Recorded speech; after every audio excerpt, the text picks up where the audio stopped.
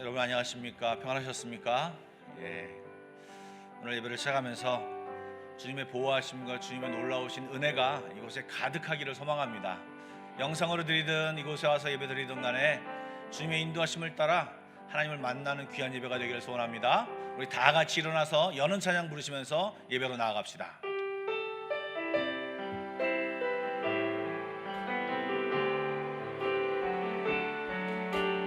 지존하신 주님 이름 앞에 모두 무릎 꿇고 다 경배해. 거룩하신 주님 보좌 앞에 엎드려 절하세.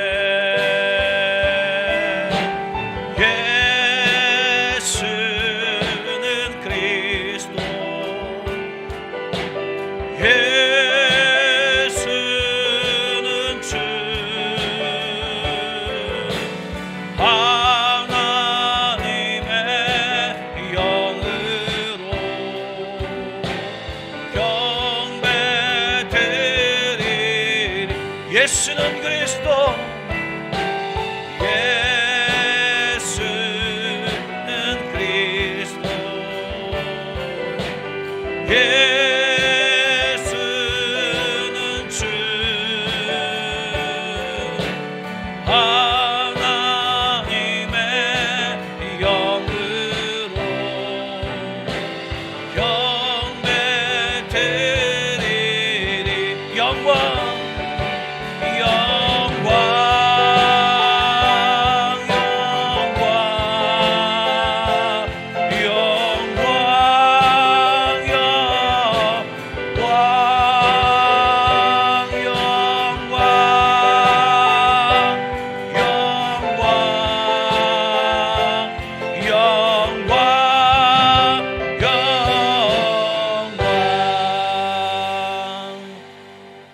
하나님 아버지, 오늘도 주의 전에 나와 예배하게 해주심을 감사드립니다.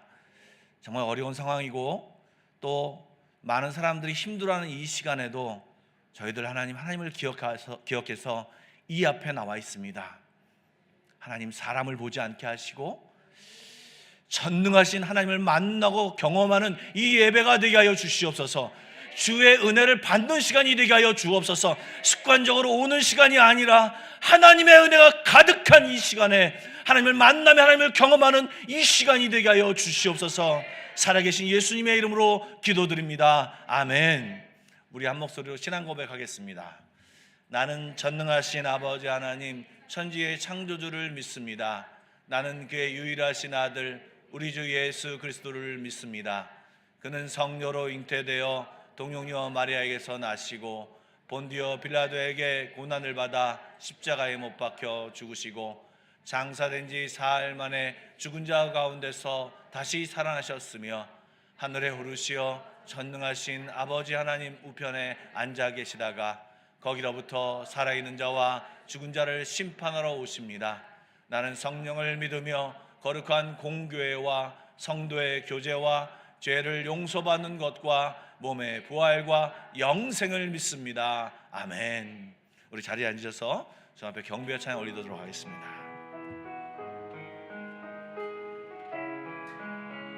할렐루야. 왕 대신 하나님을 찬양합시다.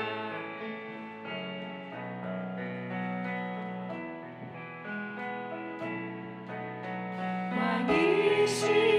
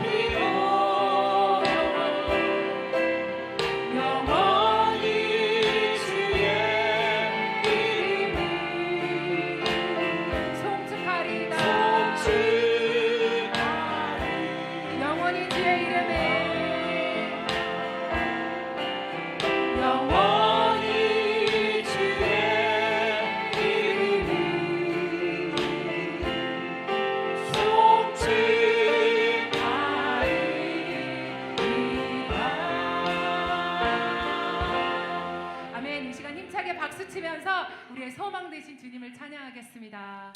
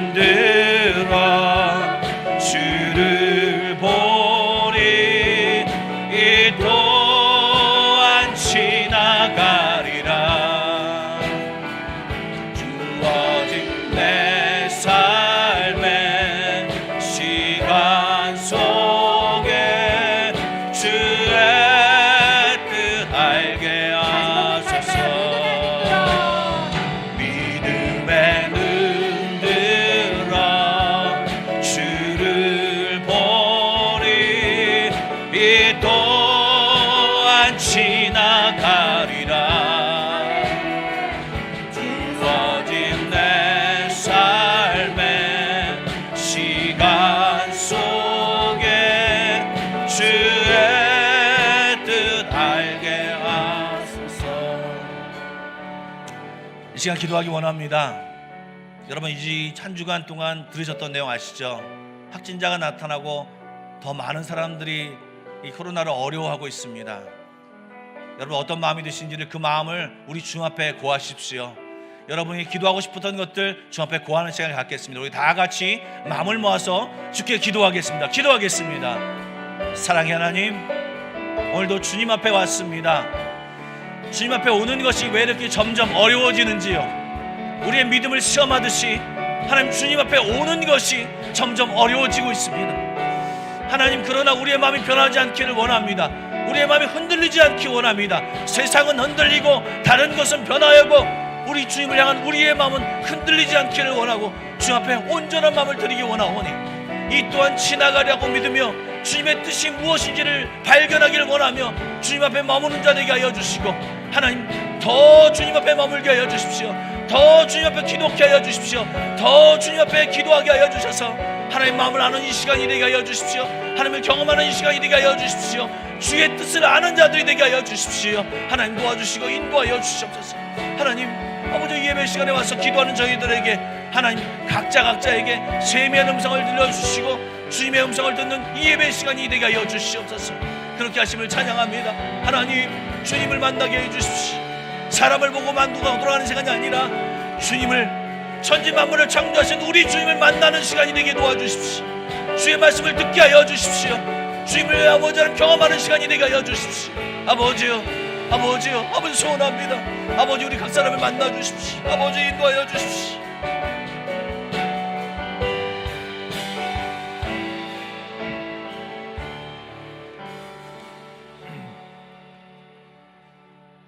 하나님 아버지, 독생자 예수 그리스도의 보혈로 값없이 저희들을 하나님의 자녀로 살아가는 권세를 주시고 또 자녀들에게 약속하신 거룩한 우리의 소망을 품고 살아가게 하심에 감사와 경배를 올려드립니다.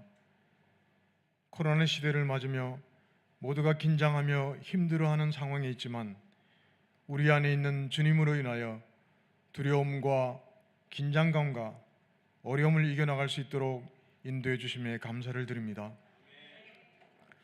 금세기 들어와 초과학 문명을 뽐내며 자랑했지만 눈에 보이지도 않는 코로나 바이러스 앞에 속절없이 쓰러지는 나약한 우리 자신을 바라보게 됩니다. 강력한 코로나가 몰고 온 위축되는 버거운 경제 상황과 사회활동 제한과 감염에 대한 두려움으로 인하여 불안과 걱정 가운데 있지만 정작 깨어 기도하지 않고 주님께 도움을 구하지 않는 저희들의 불신앙을 고백하오니 용서해 주시기를 기도드립니다. 내가 산을 향하여 눈을 돌리라. 나의 도움이 어디로 올고 나의 도움은 천지를 지신 여호와께로다 하신 주님의 말씀을 마음판에 새겨서 저희들이 어떠한 상황에 처하더라도 주님을 바라보게 하시고 도움을 구하며 나아가는 저희 모두가 되도록 인도하여 주옵소서. 하나님 아버지, 우리가 몸담고 살아가는 이 땅 인도네시아를 축복해 주시길 기도드립니다. 하루에도 6천 명의 확진자가 늘어나고 있지만 인니인들의 위생관념 부족과 여유롭지 못한 형평과 함께 턱없이 부족한 의료시설로 인하여 더욱 확산 일로에 있습니다. 주님께서 이 땅을 축복하셔서 더 이상 확산되지 않도록 여건과 형편을 만들어 주셔서 생명을 지켜주시고 또한 경제적 사회적 충격이 완화되도록 인도하여 주시길 기도드립니다. 무엇보다 이 어려운 시기에 온 세계 각지로부터 온 이 땅을 위하여 선교하시는 목회자님들과 선교사님들이 많이 위축되어 있지만 이 어려움 가운데서도 피할 길을 주시는 주님만 바라보게 하시고 선교의 열정이 식지 않도록 지켜주시길 기도드립니다. 하나님 아버지, 우리나라가 혼란한 정치 상황과 이념 대립, 극심한 빈부 차이, 청년 실업 문제, 고령화 시대로 인하여 극심한 몸살을 앓고 있는데 주님께서 우리 조국 대한민국을 지켜주시길 기도드립니다. 무엇보다 위정자들에게 솔로몬의 지혜를 보여주셔서 복잡 미묘하게 얽혀있는 국제 정세를 바로 깨뜨려 볼 수 있는 지혜와 통찰력을 부어주시고 검증되지 않은 편견과 아집들을 버리게 해 주옵소서. 그리하여 올바르고 균형 있는 시대 정신으로 국정을 지혜롭게 운영해 나가게 하시고 더 이상 소모적인 혼돈과 긴장과 갈등을 멈추게 하시고 화합과 번영이 정착되는 복된 나라가 되도록 축복하여 주옵소서. 하나님 아버지, 주님께서 세우신 우리 한마음교회를 지금까지 인도해 주심에 감사를 드립니다.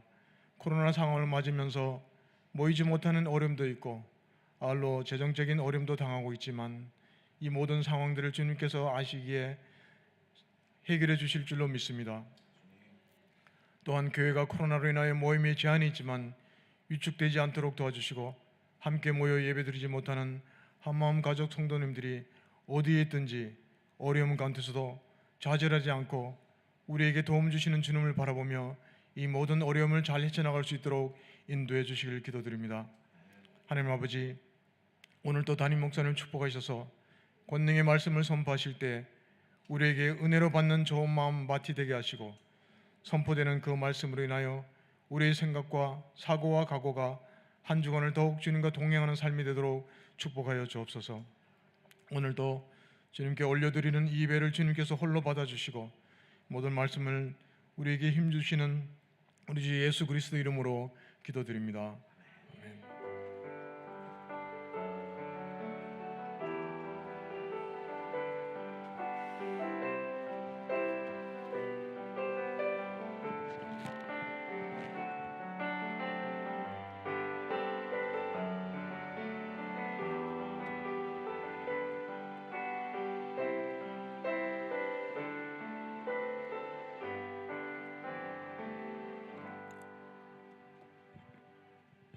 오늘 우리에게 주신 하나님의 말씀 요한복음 14장 6절부터 7절의 말씀입니다. 신약성경 171쪽입니다.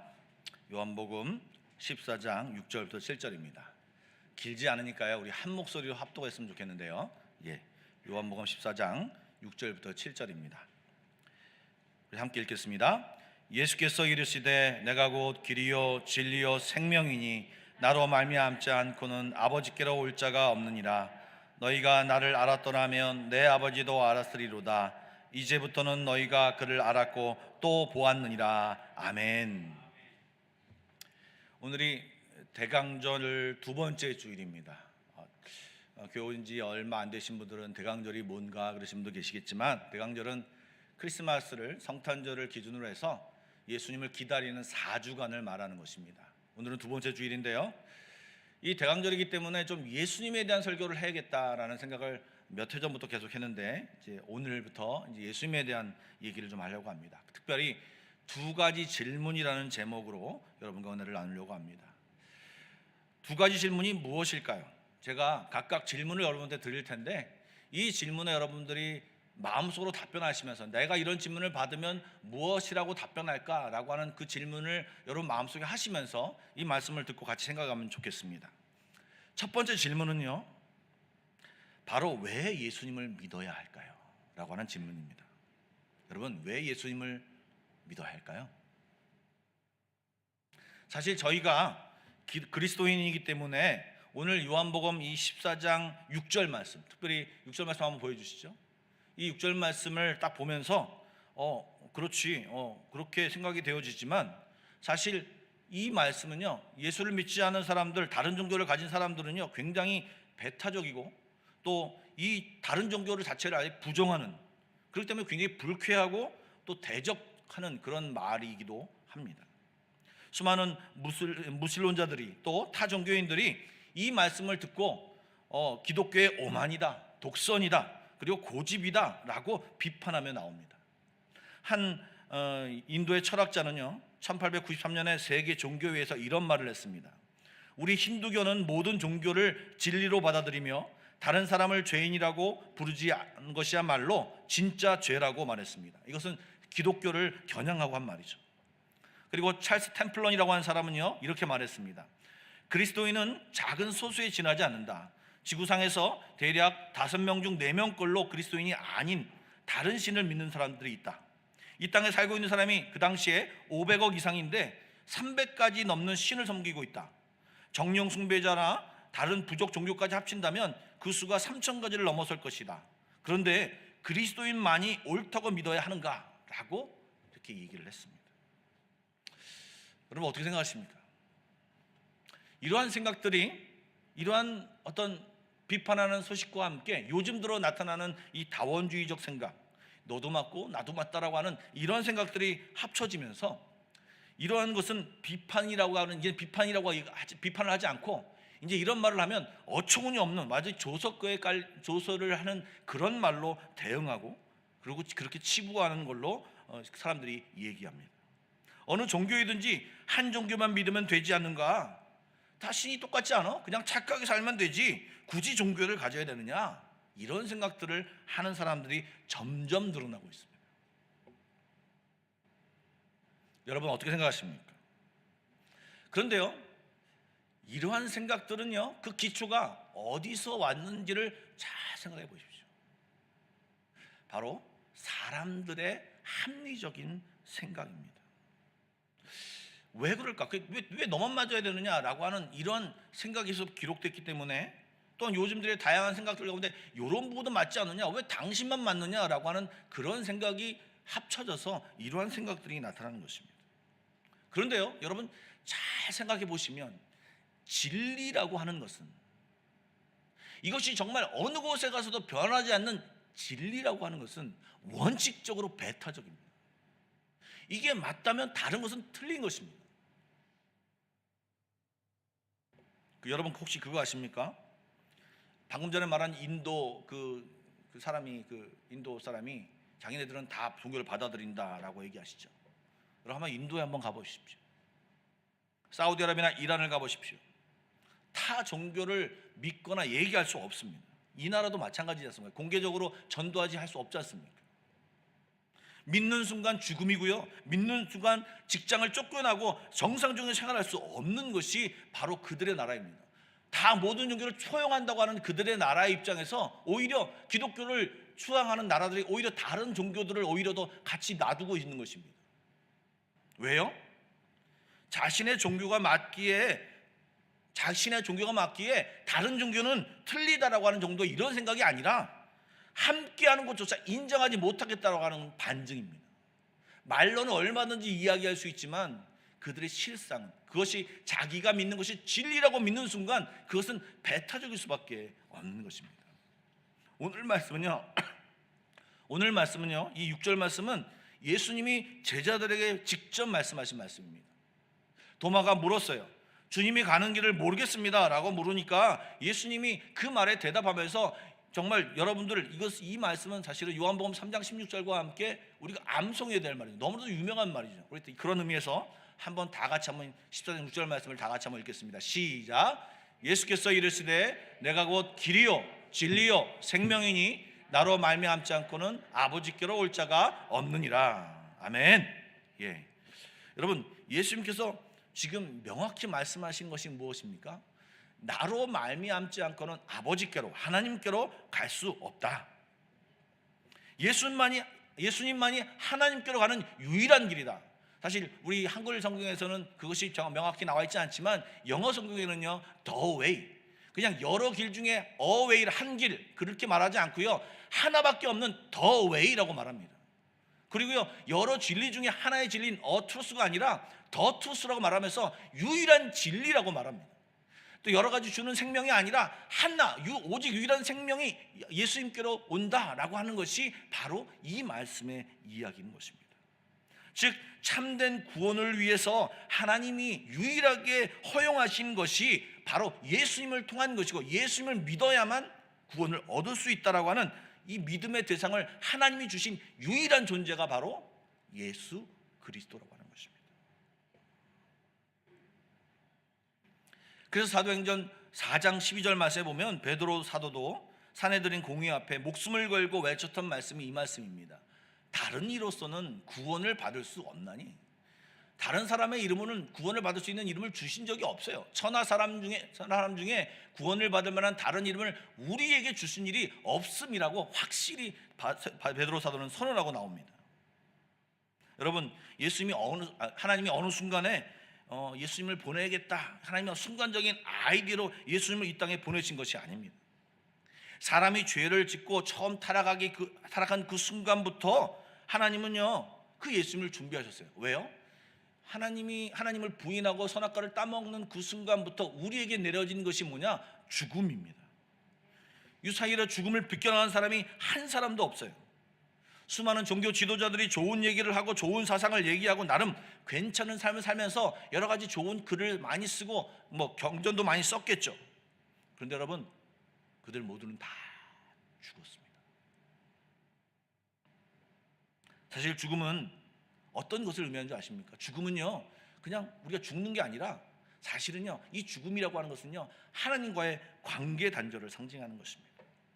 하나님 우리를 지으실 때 하나님은 우리와 대화를 나누고 우리와 교제를 나누고 우리와 함께하고 사귐을 가지려고 우리를 만드셨는데, 우리가 범죄함으로 우리 안에 죄악이 들어옴으로 하나님과 교제할 수 없는 상황이 된 것이에요. 이 상황이 죽음이에요. 그런데 하나님께서 우리를 회복시키고 다시 교제하는 관계로 만드시려고 하나님이 놀라운 계획을 세웠어요. 그리고 이제는 죄 때문에 다시는 갈라지지 말아야 되고, 죄의 싹은 사망이기 때문에 그 죽음을 없애기 위해서 죄 없는 자가 죽어야 하기 때문에 하나님이 예수님, 이 하나님 자신, 그분을 준비시켰고, 한 명이라도 더 많은 사람을 구원하기 위해서 정말 적당한 때, 많은 사람에게 복음이 전파될 수 있는 그때, 교통과 역사적인 모든 것이, 언어와 이런 것이 맞는 정확한 그때에 예수님을 보내신 것입니다. 사람이 생각해서 좀 괜찮은 삶을 살고 괜찮은 생각을 해서 만든 종교 중에 하나가 아니라 하나님, 신으로부터 내려온, 신이 전해준 유일한 길, 하나님이 자녀 삼기 위해서 하나님께로 올 수 있는 길을 대안으로 알려주기 위해서 다른 길이 아닌 자신이 직접 죽고 죄를 사하고, 그리고 그것을 통하여서 하나님이 그 길을 만드셔서 예수를 믿으면 나에게로 올 수 있다라고 하는 길을 만드셔서 우리에게 제안하시고 우리에게 알려주신 것입니다. 그래서 예수님은 그 사명감을 가지고, 사랑을 가지고, 그 놀라운 인간을 구원하고자 하는 그 마음을 가지고 이 땅에 오신 것입니다.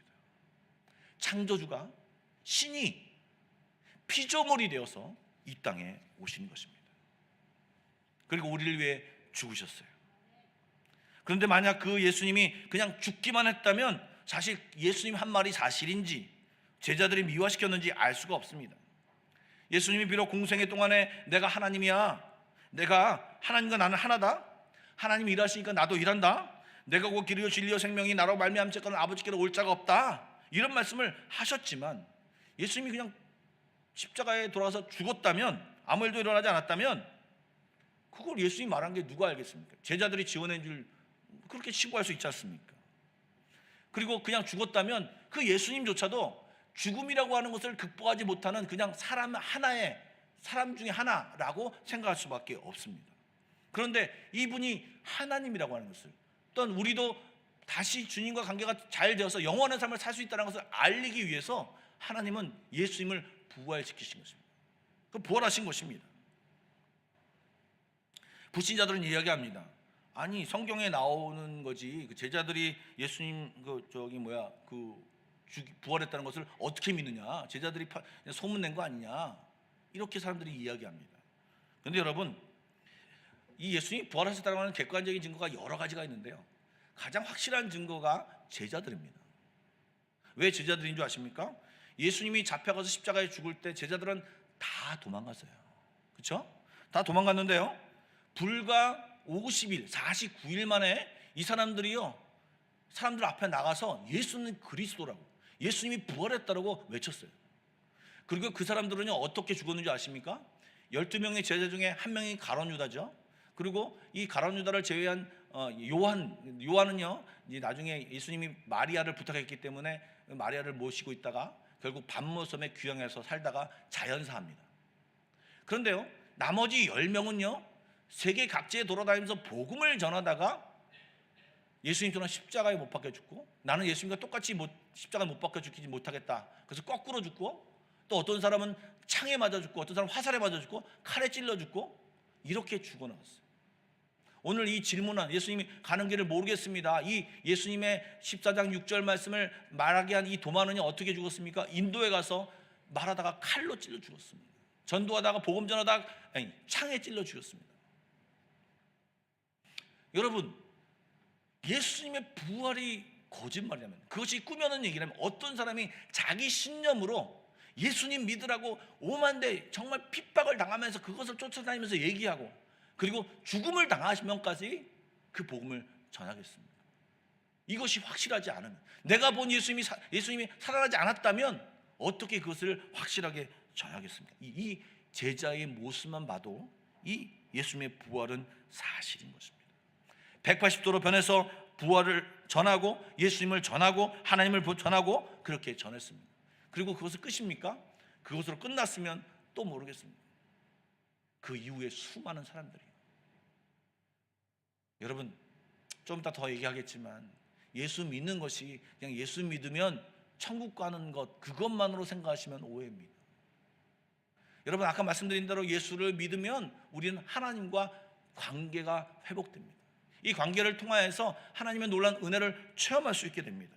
그래서 여러분, 그렇게 되기 때문에 하나님이 살아계시고 이 하나님이 나와 함께 하신다는 것을 깨닫기 때문에, 예수님을 영접하는 그 순간에 자녀가 되는 모든 경험을 하기 때문에, 수많은 그 예수의 복음을 듣고 그 나오는 모든 사람들이 목숨을 위협해도, 수많은 사람 핍박하고 사자에게 무려 뜯기고 검투사에게 죽여 나가면서도 예수님을 믿겠다라고 강력하게 외쳤습니다. 왜요?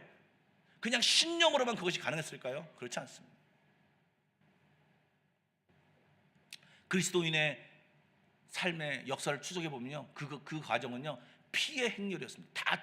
피의 모든 역사들이 다 그리스도와 따라다녔습니다. 여러분, 왜 예수를 믿어야 합니까? 예수를 믿어야만 우리의 죄가 사하여지고 새 생명을 가질 수 있는 하나님이 제시한 유일한 길이기 때문에 예수님을 믿어야 되는 것입니다. 예수님을 믿을 때 바로 여러분이 잘 아는 요한복음 1장 12절과 13절 말씀에 우리가 하나님의 자녀가 될 수 있게 되는 것입니다. 다음 슬라이드 보여주시죠. 요한복음 1장 12절과 13절입니다. 여러분 다 같이 한번 읽어보시죠. 시작. 영접하는 자,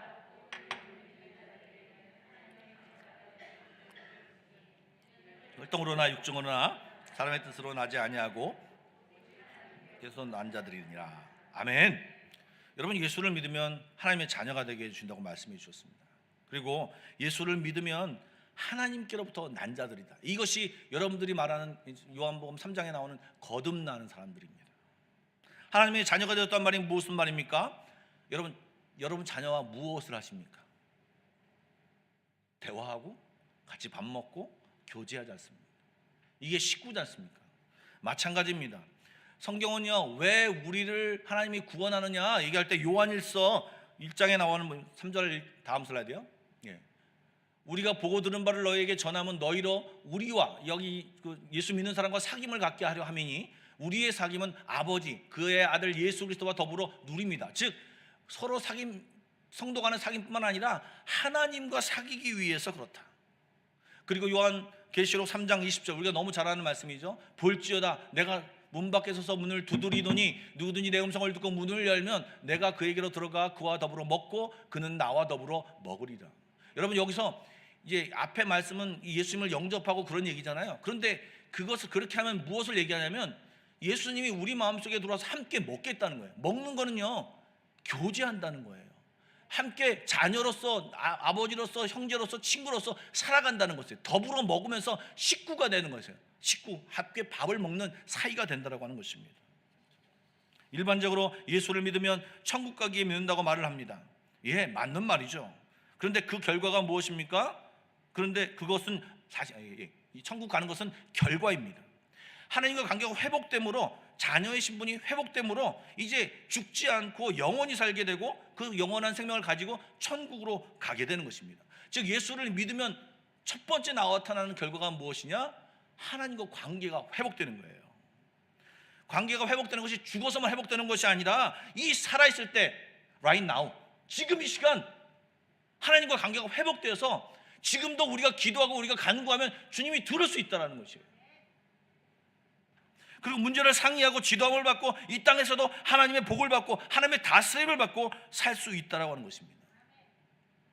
그냥 먼 훗날 이야기가 아니라 이 땅의 어려움은 어려운 대로, 힘들면 힘든 대로 이야기하며 살 수 있는 이 놀라운 특권, 하나님의 자녀됨의 특권, 교제할 수 있는 특권이 우리에게 주어졌다고 하는 것입니다. 여러분, 우리가 지금 처음 내놓는 질문이 뭐였습니까? 왜 예수님을 믿어야 하냐라는 질문이었습니다. 저는 이 질문이 잘못했다고 생각합니다. 저는 이 질문을 바꾸길 원합니다. 왜 예수님을 안 믿어야 하냐고. 예수님이 이 유일한 길인데, 이렇게 좋은 것을 주셨는데 왜 이것을 믿지 않느냐라고 이 질문을 바꾸고 싶습니다.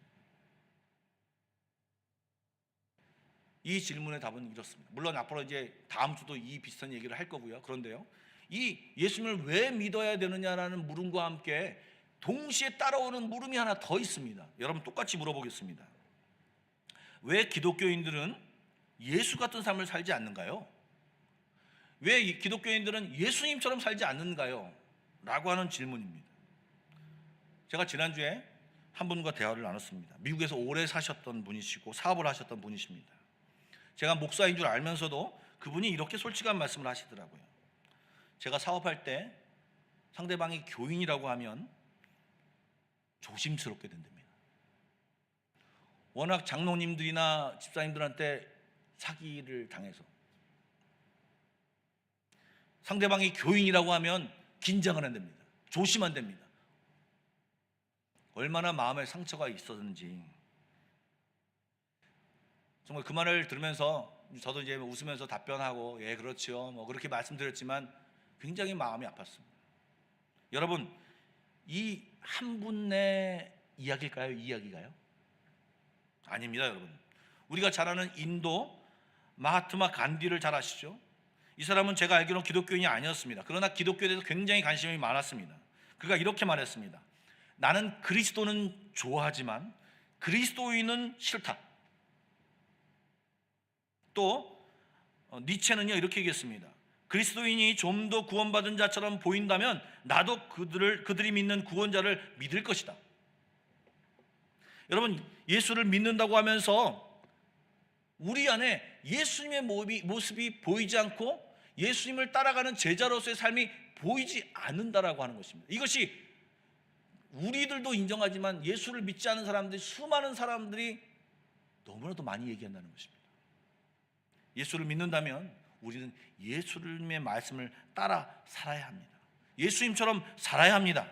예수님께서는 계속해서 제자들에게 어떻게 살아야 될지를 성경 말씀에 계속 말씀해 주셨어요. 특별히 산상수훈 같은 걸 보십시오. 그리스도인들이 어떻게 살아야 할지를 가르친 삶이 자세히 나와 있습니다. 여러분, 사도 바울도 믿음을 강조한 사도라고 말씀하시지만 여러분, 그렇지 않습니다. 행위로는 구원을 받지 못한다라고 얘기했지, 행위를, 믿음에 따른 행위를 하지 말라고 얘기하지 않았습니다. 오히려 그 믿음에 따른 행위를 너무나도 강조했습니다. 로마서를 보십시오. 로마서는요, 1장부터 11장이 믿음으로 구원받는다. 워낙 유대인들이 행위로만 구원받는다고 얘기를 하니까 이 믿음을 굉장히 강조했습니다. 그러나 여러분, 12장부터 끝까지는요, 너희들이 그렇게 믿음을 가졌다면 그의 믿음에 합당한 삶을 살아야 된다라는 얘기를, 그 12장 이후의 얘기를 다 썼습니다. 고린도 전후서도 살펴보십시오. 그리스도인이라면 이렇게 살아야 된다, 이렇게 살아야 된다, 그 얘기를 너무나도 자세히 쓰여져 있는 책이 고린도 전후서입니다. 여러분, 그리스도인은요, 예, 믿겠습니다 라고 말하고 천국 가는 티켓만 받아놓고 내 마음대로 사는 삶이 아닙니다. 예수님 믿겠습니다 하고 주님이 말씀하시면 그거 좋네요, 그거 따르겠습니다. 요거는 내가 마음에 안 드는데 안 따르겠습니다. 이게 아니라고요. 마태복음 7장 20절과 21절, 이단들이 많이 사용하는 단어이기도 하고요, 구절이기도 하고요. 그렇지만 정말 우리가 들어야 하는 말입니다. 이러므로 그들의 열매로 그들을 알리라. 나더러 주여 주여 하는 자마다 다 천국에 들어갈 것이 아니요 다만 하늘에 계신 내 아버지의 뜻대로 행하는 자라야 들어가리라. 여러분, 예수님을 마음속에 모시고 우리 안에 주님이 살아계시는데 어떻게 우리 마음대로, 우리 생각대로만 살아갑니까? 내가 필요한 것만 받고 내가 원하지 않으니 그렇게 살지 않겠다라고 어떻게 얘기할 수 있습니까? 그것이 정말 그리스도인입니까? 한 목사님이 쓰신 책에서 아주 재미난 글을 보았습니다. 이 목사님이 이제 신학을 공부를 미국에서 했습니다. 어렵게 미국 유학생활을 하느라고 이제 자녀들도 있어서 굉장히 이렇게 경제적으로 쪼들리면서 유학생활을 하셨다고 합니다. 그런데 유학생활을 시작하고 1년쯤 됐는데 이제 좀 집안에 애들도 있는데 무미건조해서 이 집안에다 거북이를 하나 키웠다고 합니다. 거북이를 키워서 자기 아들의 돌림자인 모자를 해서 이 거북이 이름을 털모라고 지었다고 합니다. 그래서 이 털모 하면서 이 빠듯한 그 생활비에서 이 거북이를 사료도 사고, 여러분들 혹시 이런 그 애완동물을 키우다 보면 여러분 생각보다 할 거리가 많이 일어납니다. 이 어항도 씻어야 되고 굉장히 할 일이 많지 않습니까? 그렇게 정성을 다했다고 합니다.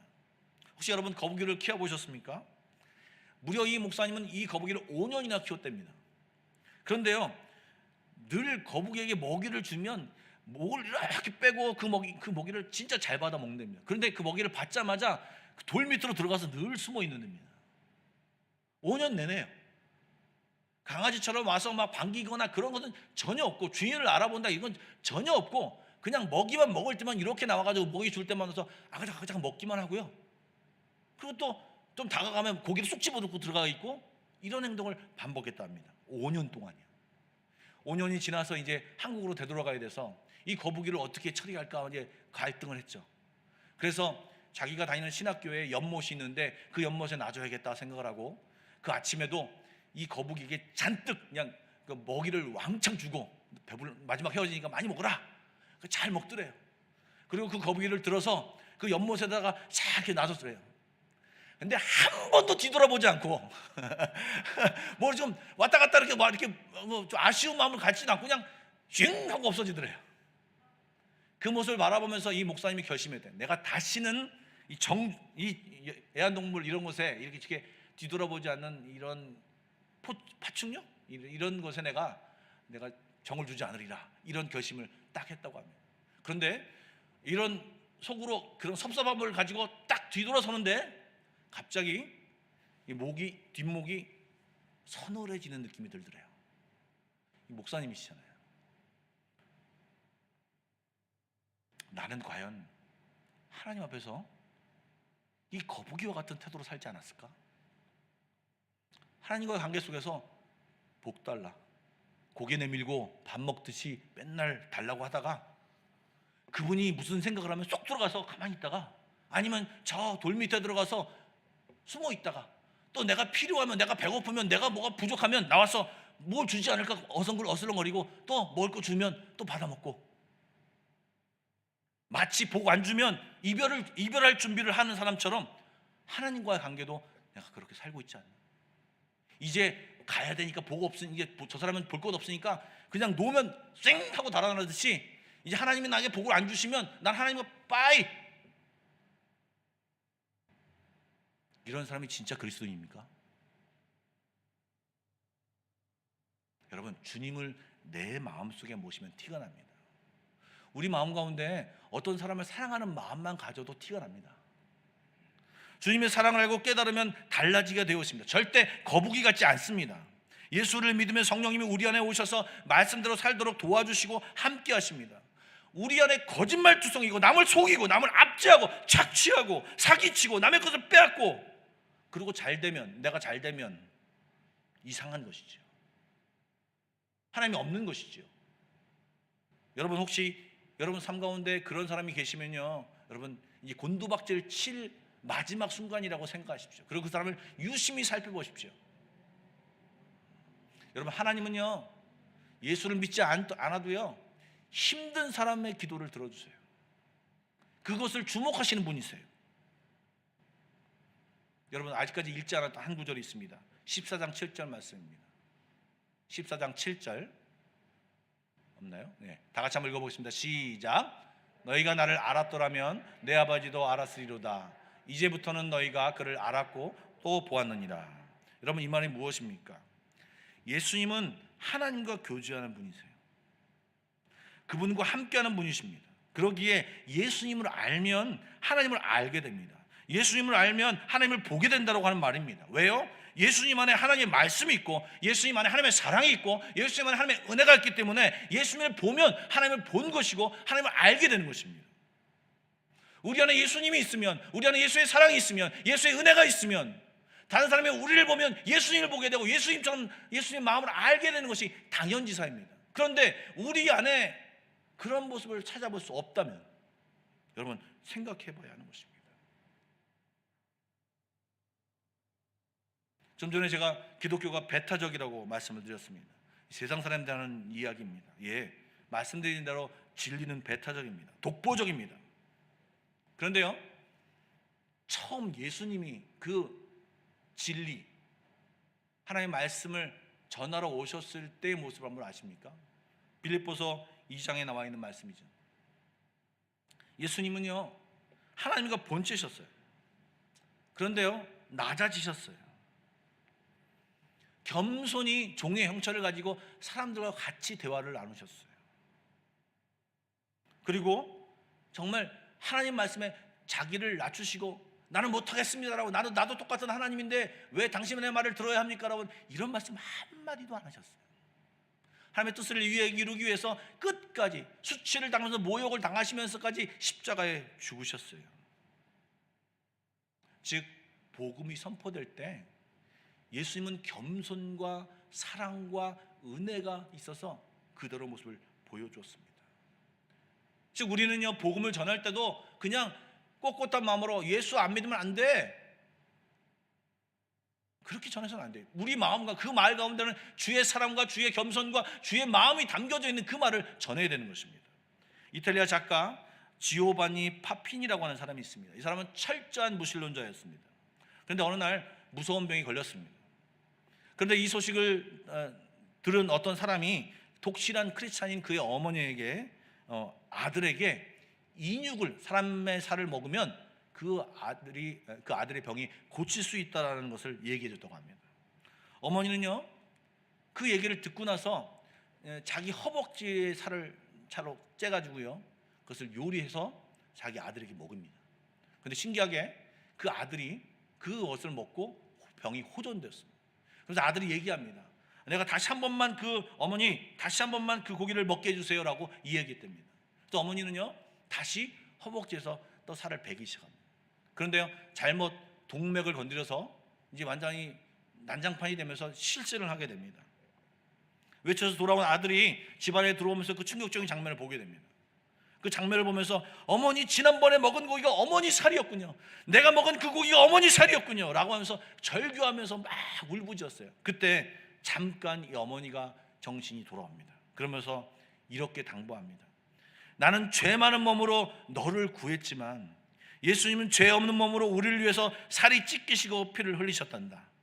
그러나 너는 반드시 그러니 너는 그 예수를 믿어야 한다. 잘 믿어야 한다. 잘 믿어야 한다. 라고 하는 얘기를 들으면서 그 무신론자였던 이 지오반이라고 하는 사람은 예수를 믿고 신실한 믿음의 사람이 되었을 뿐만 아니라 예수 그리스도의 이야기, 떡과 포도주라는 책을 써서 작가이기 때문에 많은 사람에게 복음을 전하는 남은 인생을 살았다고 하는 것입니다.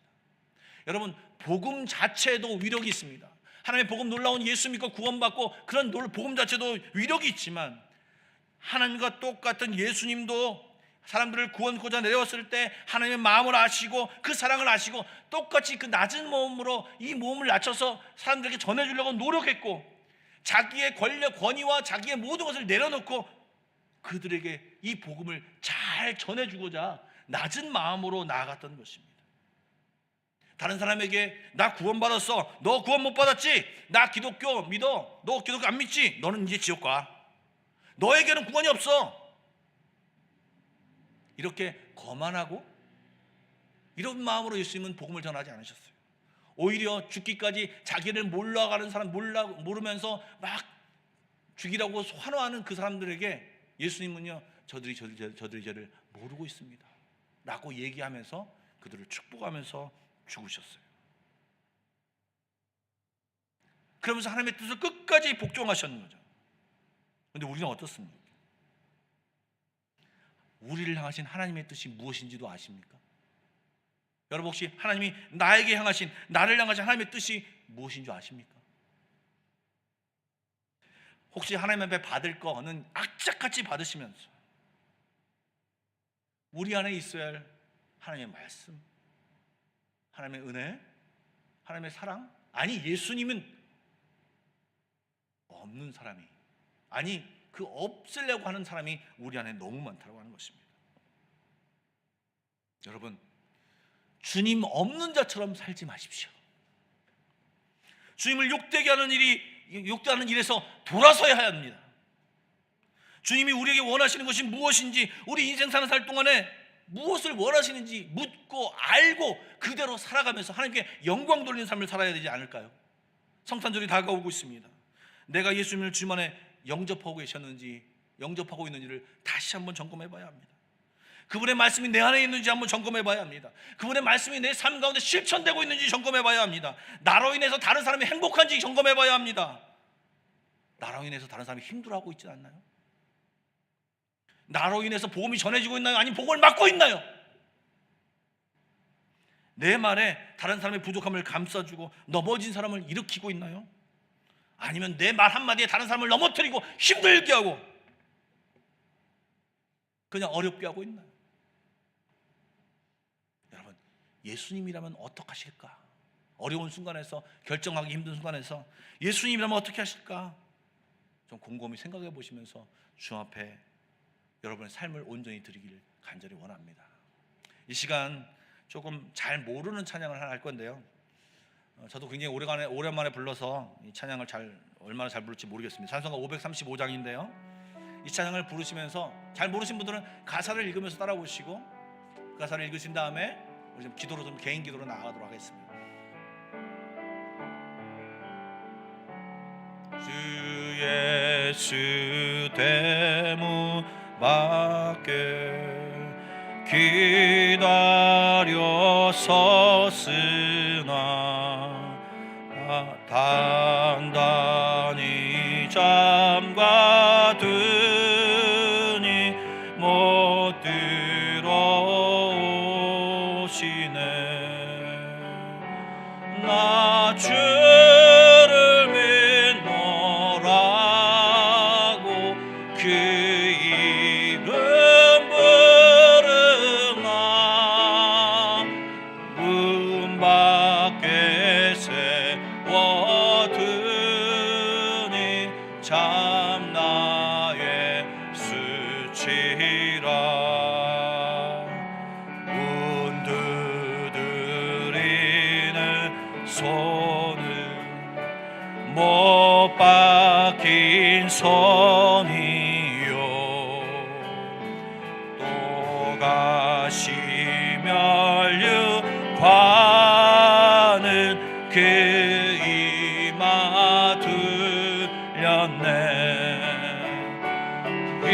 이처럼 기다리시 참 사랑이로다.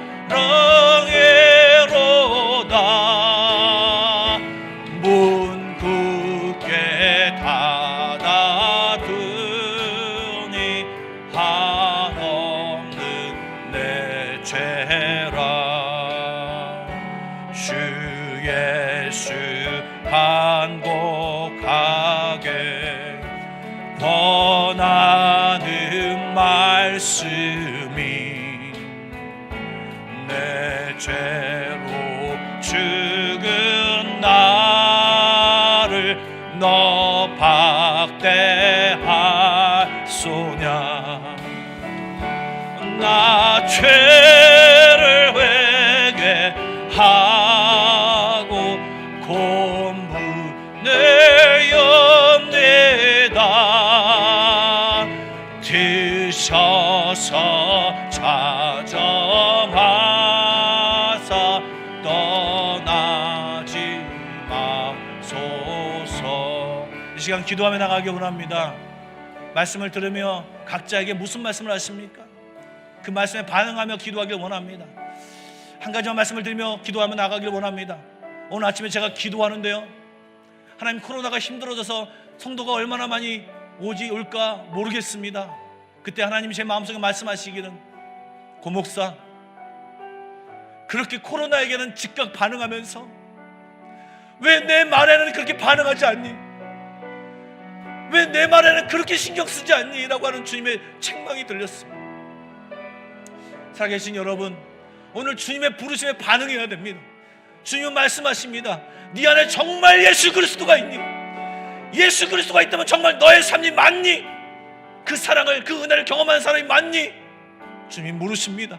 이 말씀에 반응하여 우리 다 같이 기도하며 나가길 원합니다. 우리 다 같이 기도하길 원합니다.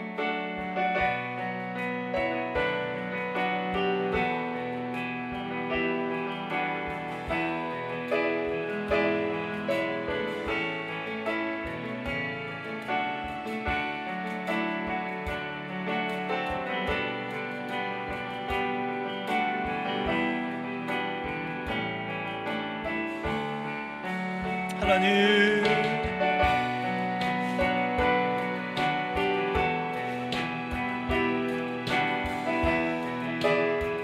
하나님이 누구인가를 왜 머리로만 알고 있습니까? 왜 머리로만 알고 있습니까? 하나님을 마음속에 모시는 것을 왜 머리로만 알고 있습니까? 하나님, 왜 우리는 그 예수님을 왜 머리로만 알고 있을까요? 내 곁에 계시고 나와 함께 하시고 나와 교제하고 싶은 그 주님을 왜 머리로만 알고 있을까요? 2000년 전에 오셨는데 십자가에 돌아가셨는 나의 죄를 사하시고 이제 나와 함께 가자, 나와 교제하며 살자고 마시는데, 너의 삶의 문제를 나에게 얘기하라고 말씀하시는데, 이제 내 말도 들어야 하자고 말씀하시는데, 하나님, 어린아이처럼, 아버지 중2병에 걸린 어린 학생들처럼 내 마음속에 왜 이런 마음이 듭니까? 살아계신 하나님인데, 살아계셨는데 오늘도 우리와 함께 하시는데 왜 그것을 깨닫지 못하고 얘기하지 못하고 주장하지 못하고 교제하지 못하고 살아가고, 하나님은 시퍼렇게 살아계시는데 주님,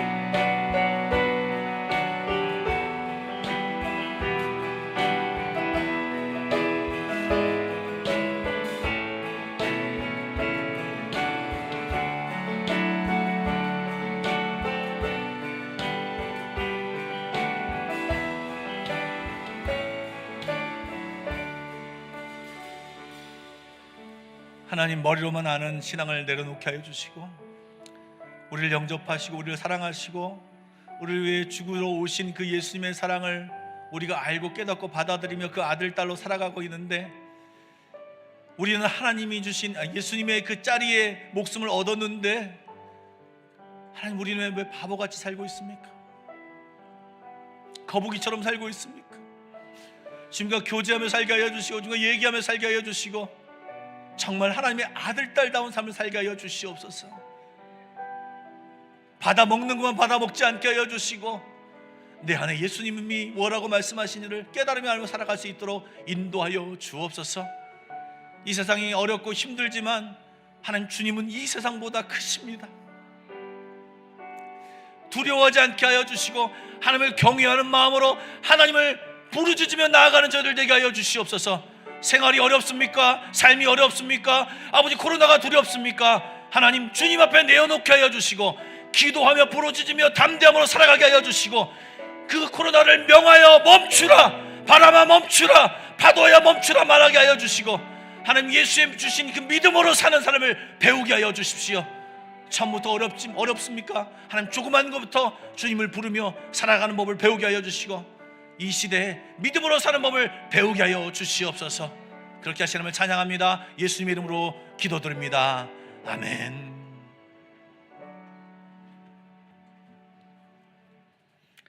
찬송가 438장 부르시면서 준비하신 예물을 함께 듣도록 하겠습니다.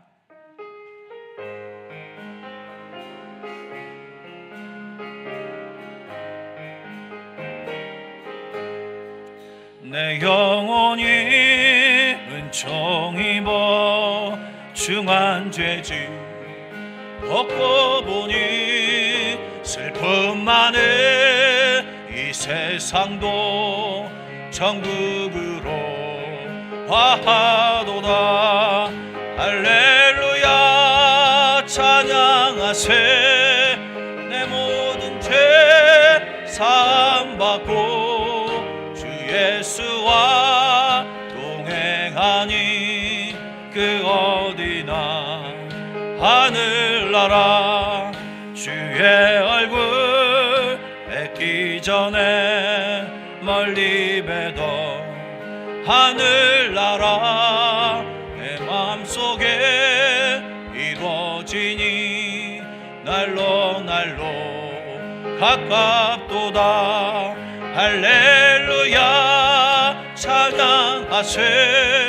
내 모든 죄 사함받고 주 예수와 동행하니 그 어디나 하늘나라.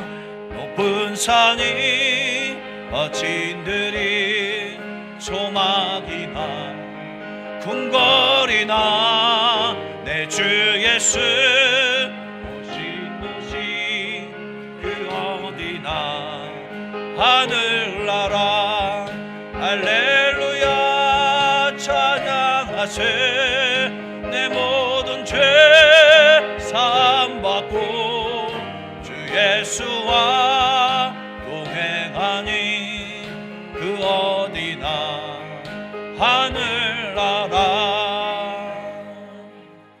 사랑의 주님, 방금 전에 찬양했던 것처럼 코로나 상황과 어려운 상황에 살고 있지만 하나님과 동행함으로 이곳이 하늘나라를 경험하게 하여 주시옵소서. 아직 연약한 우리의 모든 믿음들 하나님 굽어 살펴주시고 주님 앞에 우리의 믿음을 보이며 주님 앞에 말씀대로 살아가는 순종을 보이며 정말 하나님이 우리에게 주신 놀라운 은혜를 체험하는, 그래서 하늘나라를 경험하는 이 땅이 되게 하여 주시옵소서. 사랑의 주님, 주님 앞에 예물을 드립니다. 우리가 힘든 가운데 주님 앞에 마음을 바쳐 싸운데 하나님 연락하여 주시고 우리의 삶 가운데 물질 때문에 어렵지 않게 하여 주시고 주의 은혜로 날마다 기쁘고 즐겁고 행복하게 살아가게 하여 주시옵소서. 살아계신 예수님의 이름으로 기도드리옵나이다. 아멘.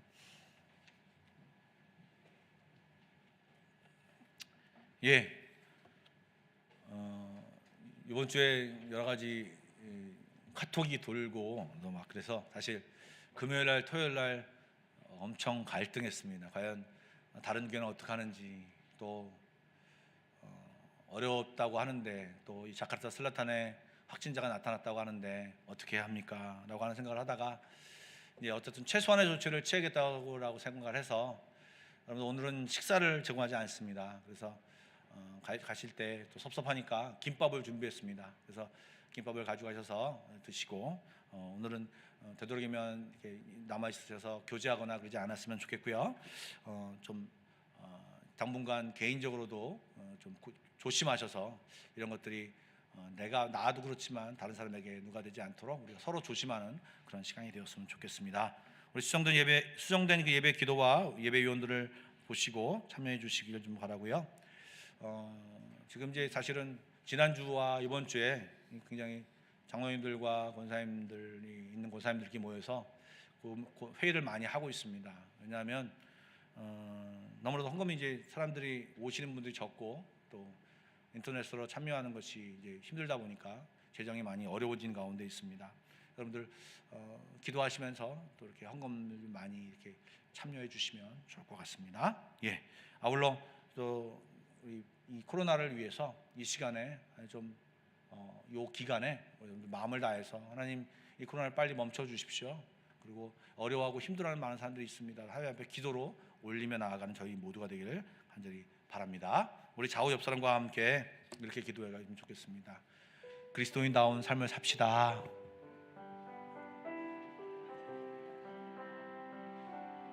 여러분 부부끼리도 한번 얘기해 보십시오. 근데 이 말이요 어려운 고백이기도 하지만 내가 입으로 얘기하면서 나에게 얘기하는 겁니다. 다시 한번 우리 합시다. 좌우 옆 사람과 함께 그리스도인다운 그리스도인이 됩시다. 아멘. 예, 다 같이 일어나서 결단성 부르고 예배를 마치겠습니다.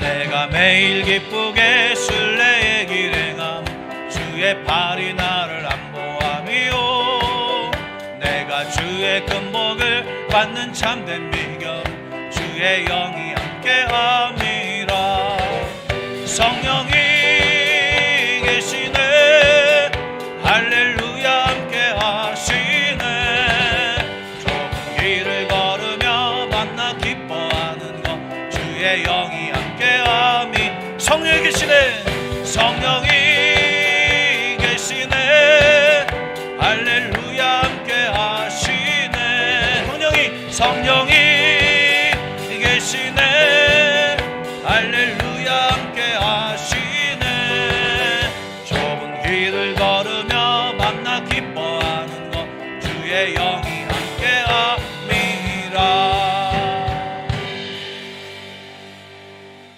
이제는 우리 주 예수 그리스도의 은혜와 하나님 아버지의 놀라우신 사랑하심과 성령님의 감화감동 교통하심과 내주하심이 오늘도 예수님을 우리 마음에 모시고 그 예수님과 교제하며 이 땅에서 정말 하나님의 아들 딸로 살아가기를 다짐하는 모든 성도들 머리 위에 그 가정과 직장과 교회 위에 지금부터 영원까지 함께 하시기를 간절히 축원하옵나이다. 아멘.